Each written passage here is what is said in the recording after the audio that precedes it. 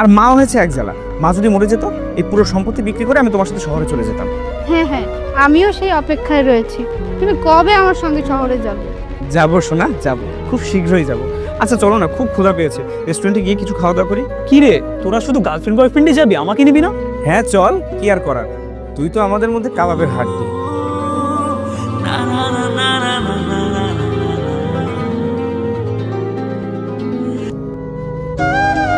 তুমি আমাকে ছেড়ে চলে গেলে মা, আমি তোমাকে বাঁচাতে পারলাম না মা। নিজেকে খুব অসহায় মনে হচ্ছে।